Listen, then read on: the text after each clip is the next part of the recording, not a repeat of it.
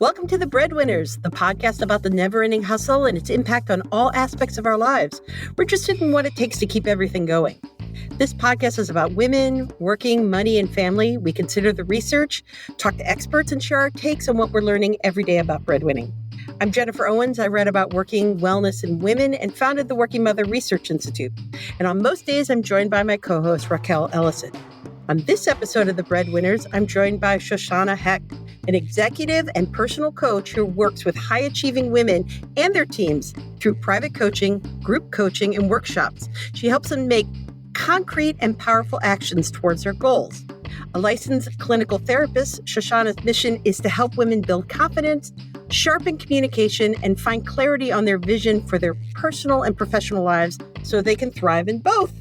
All of which is to say, welcome, Shoshanna. So happy to be here. Oh my goodness. We are some high achieving women and we're going to achieve some heights here. Oh my gosh. For sure we are. So at the Breadwinners, we typically start with some sort of stat or, some sort of research report, but the pandemic is blowing up every stat and it's impacting women and we talk about it all the time. And so I thought, especially with you can kind of see the end of the pandemic, like vaguely off in the horizon. That what are you hearing from your clients, and especially about their stress? I wouldn't know anything about it. What are people saying? I hear that like maybe asking for me, maybe asking for a friend, kind of. Maybe just asking for a friend. There's so many layers to that question that I'm super excited you asked it and ready and excited to talk about it with you because, one of the chief things I'm hearing at this moment that I am personally still calling peak pandemic, even though we really can see like the end, the light of the like we're in a tunnel, we see the light, right? But it's just it's getting there. The vaccine light. I'm just a lot of fatigue. People are, my clients are absolutely exhausted and not heartwarmed, not uplifted necessarily by that light because it feels still quite far away. And I think because we are, hearing from the experts, like what does the end actually mean? What does return to normalcy or normality mean, right? What does it mean to get back to quote unquote life, regular life, routine life, right? And I think those are big question marks that are hanging out there, and it's just exhausting, right? To not have any answers. And it's been, here we are, just to timestamp this conversation. Really, we're at the year anniversary of our national lockdowns, right? Yeah. And you see some people, like I saw an older lady in the bakery across the street, and she wasn't wearing a mask. And I thought, vaccinated, because we're pretty hardcore in our neighborhood. So and I thought, she's like the vision of the future. Like, hello, lady, tell me what you like. But it feels so far. It feels so far. And also, I think some people are saying like, well, even post-vaccination, like, are you wearing a mask? Like what? And because are you signaling? Like, are you signaling that I'm vaccinated when you're not wearing a mask? And are you? And that doesn't necessarily track, right?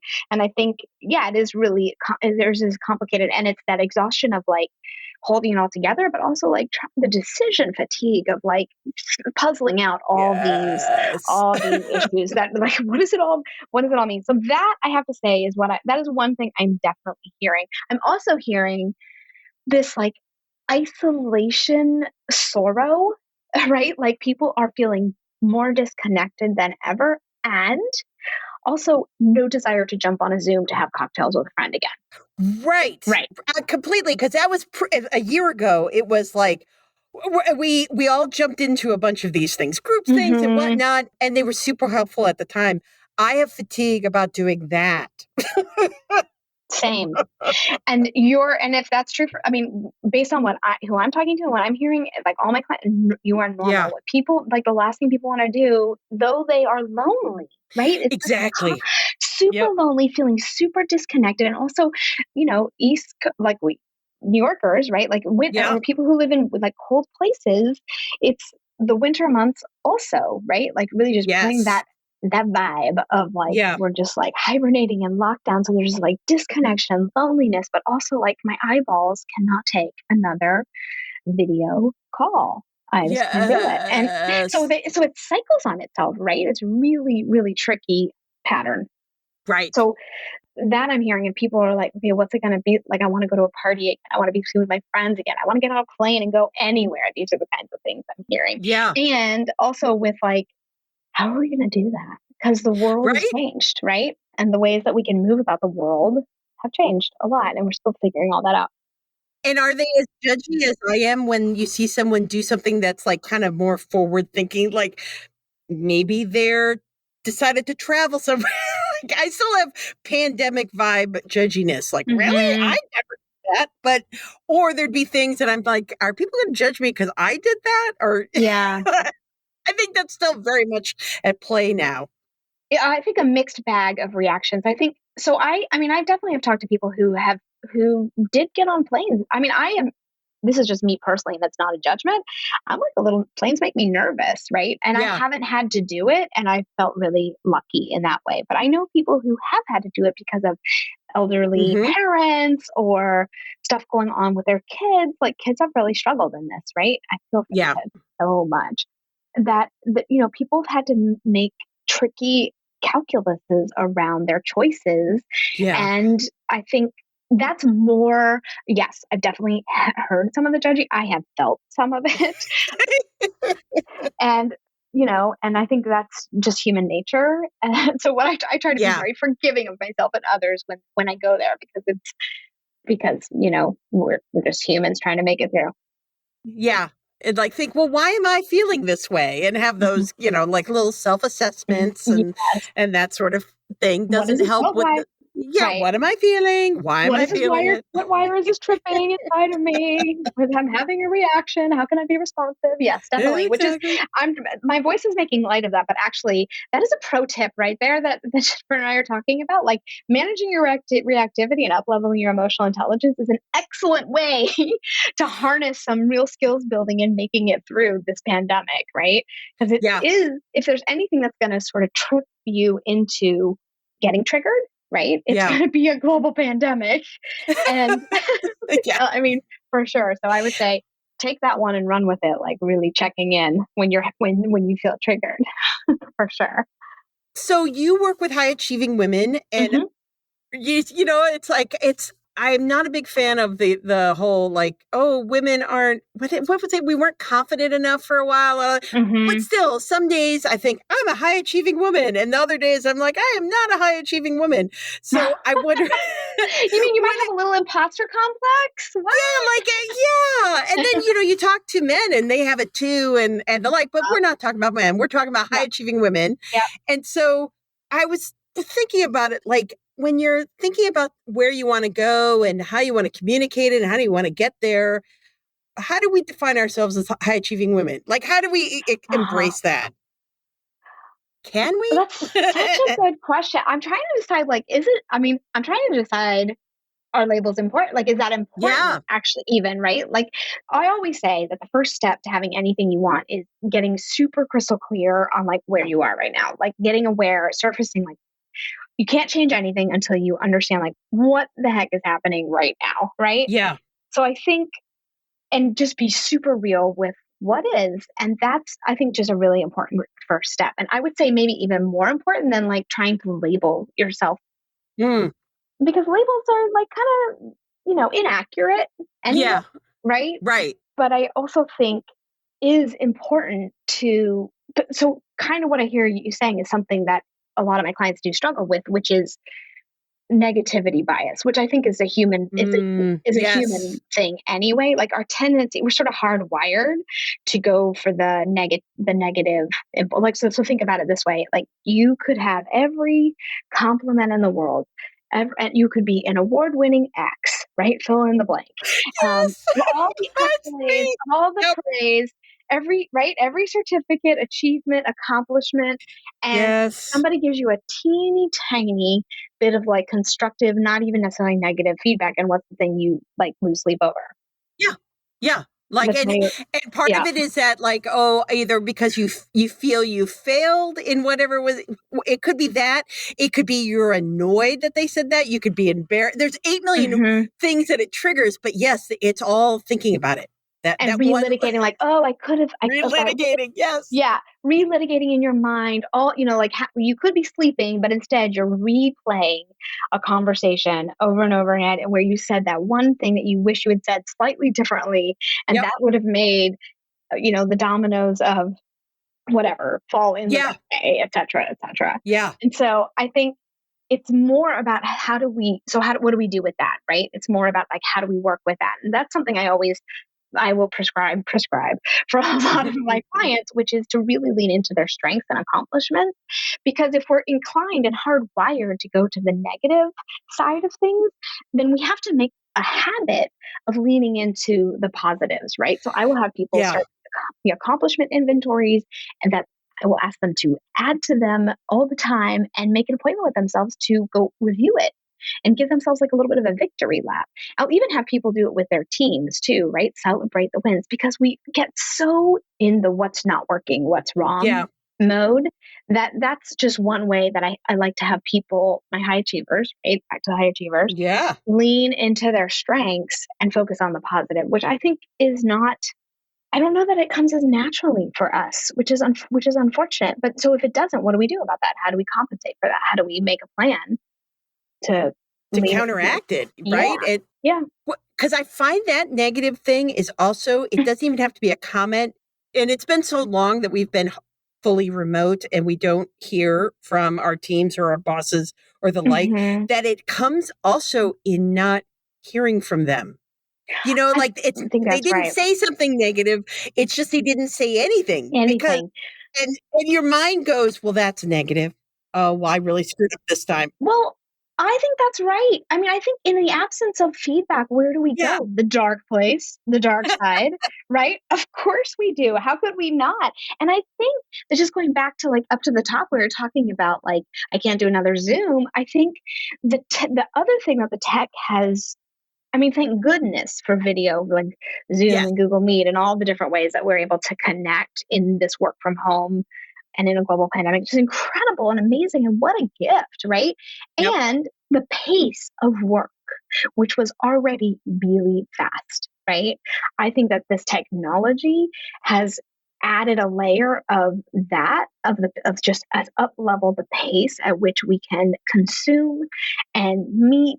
So for example, like if you were used to having like a lunch meeting, right, that you would have to travel for, but now you Yeah. can just hop into a Zoom, right? Hop I like a bunny know. into a Yeah. Zoom. Then like you're all of a sudden, without that commute, how many more Zoom, how many more video, how many more meetings can you squeeze in? And I think it's up leveled like the pace and the frenetic nature of it all Yeah. a lot, which is something I'm just thinking about that so much because it's wearing, and I think can contribute to people feeling a little bit less than. So I think you raise a really good point about like there's this absent, like what are the systems that we put in place to make sure that we are honoring accomplishments and strengths, right, for Yes. ourselves and for each other, and how do we make sure to create a structure around that? Yeah. Well, and how to set a goal and to get clarity. Like what does that Hmm. kind of look like for people? I mean, it's different for everyone. I'm sure everyone has different goals, but Hmm.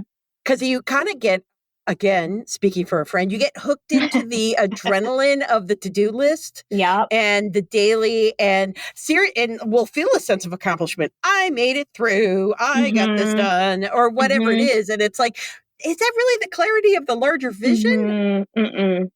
Yeah, I think that's such a good point. I don't love it. I love it, but I don't love it. I love that you raised it because I think it's really important perspective to hold when we can do so many more meetings because we are not, Yeah. getting in a car, getting on the subway, doing anything like that.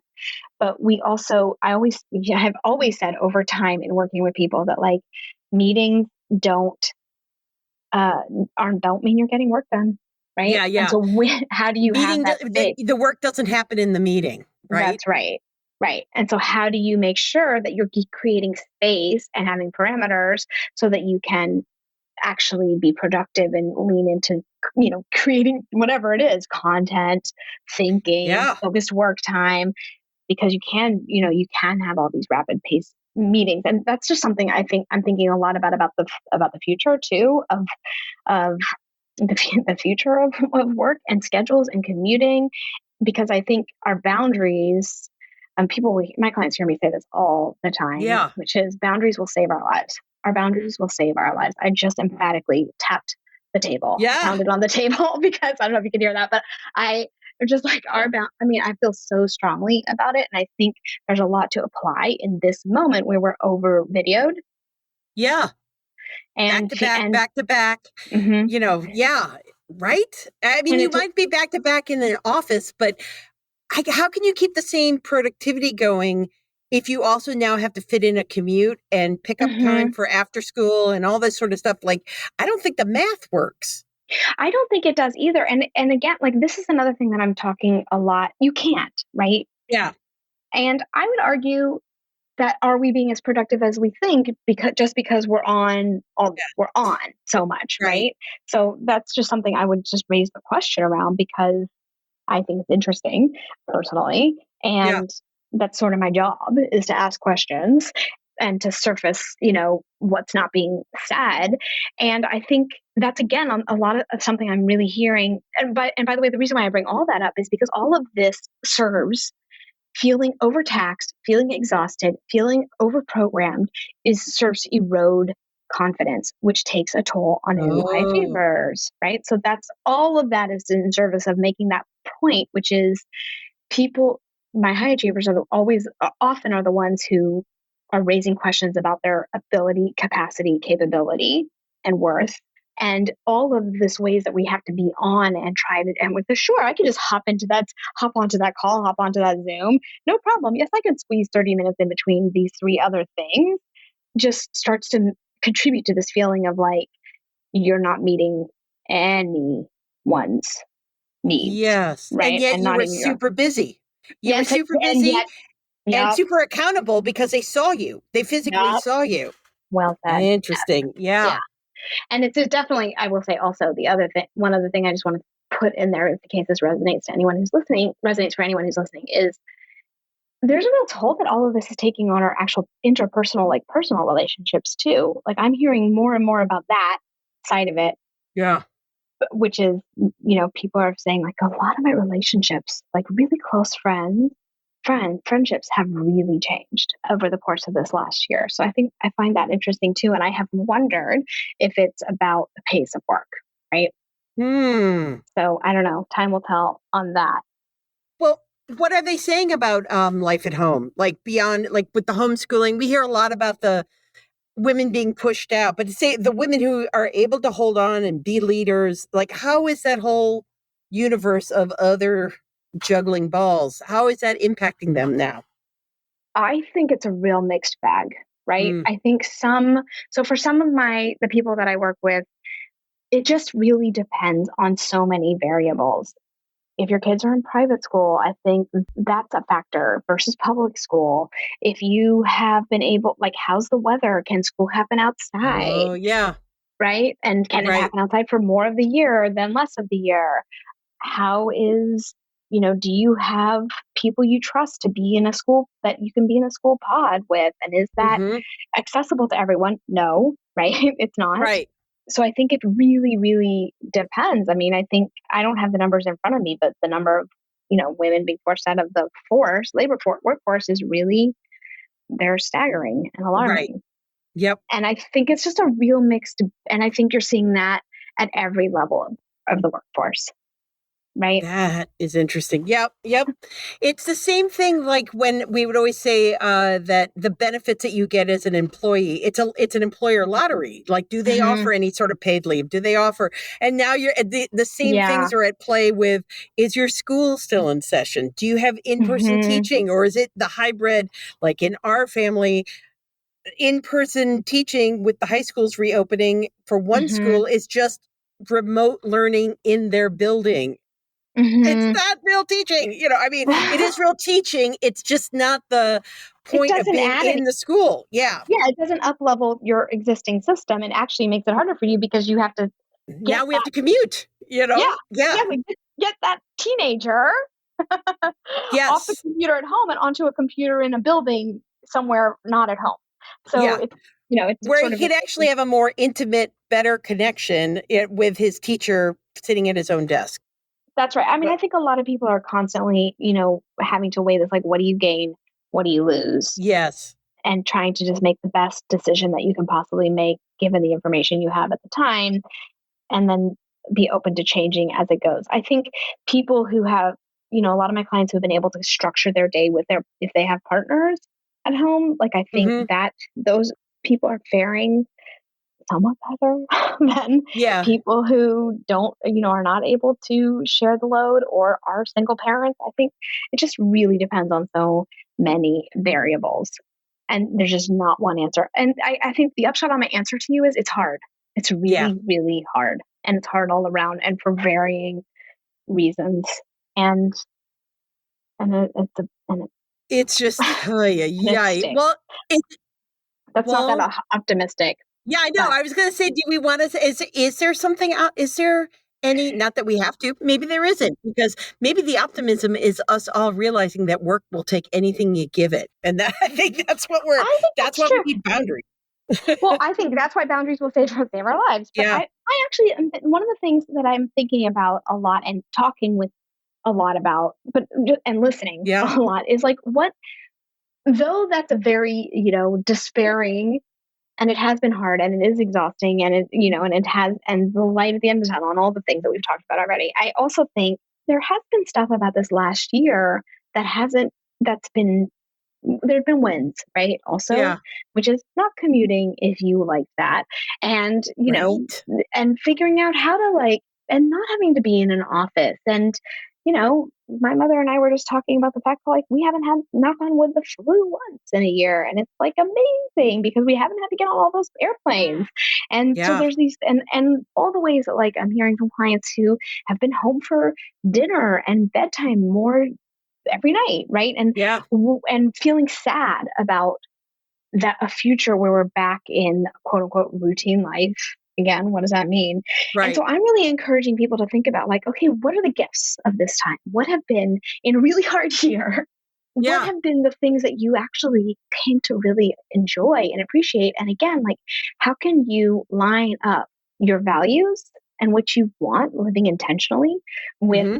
your future, the future of your work, especially for people who are leaders or who are making the rules and Yeah. who are creating culture and who work from home, same thing, creating your own culture. How can you think about, because this thing happened, right? And we did, and there was no control, right? Yeah. And then we had to find areas of control and how to claw it back in the context of this greater thing that happened, broadly. And Yeah. so now, how do you be intentional about going forward as the world opens up and we are vaccinated and we go and Yeah. work? What do we want to keep? Exactly. What do we want to keep? And I think it starts with really getting it clear on your why, not to be Yeah. cheesy, but what is your purpose? What are you here? What do you feel like your special, sauce is, and what you're meant to be, what you bring to the world and the planet, and line it up with your values, right? Right. And then so start to say okay, well, this piece and that piece, and I only want to travel this many, and Hmm. what are the kind of, and I want to be home for this many dinners, or I want to, you know, only get on a plane if it's a meeting that has to take place in person. I mean, how many meetings were people getting on planes for? I know, That right? could have been that actually could have been a video, right? And I want to get to the point where we're happy for a Zoom call. That Hmm. I look forward to that moment where we're like, "Hey, it's going to be a Zoom call! Yay!" We're not there yet. Yeah. Yeah. We're not, yes. Well, oh yeah, we're not there yet. But I think that's right. Yep. Aspiring to where we're happy, where we're super excited to get on a plane and wave goodbye to whoever we're leaving at home for a few days. Bye bye. See Yeah. ya. Oh, Make yeah. dinner I for look forward to yourself. that too. Yeah, Yeah. you're on your own, but also where it's actually, we don't actually have to get on a plane for that. What makes sense is for us to do a couple of Zooms around that or a couple video calls Right. around that, right? And I think but it's also, but for me, this moment is about, and I think this is a great moment to be starting to think about okay, well, what have been the gifts? What do I want to keep? What do I not want to go back to? Right. Yeah. And how do I blend? How do I start to find even if it's aspirational, something to feel inspired by and to look forward to, a blend. I love it. Well, you are the gift for joining us on the Breadwinners. So thank you Thank for you that for gift. having Thank you for having me. So fun to talk to you. Our guest today was Shoshanna Hecht. You will find links to her and what we talked about today on our episode description. Email us anytime at thebreadwinnerspod@gmail.com or visit us at thebreadwinnerspodcast.com. Please remember to subscribe and to rate and review us. It really helps us grow. And until next week, keep hustling.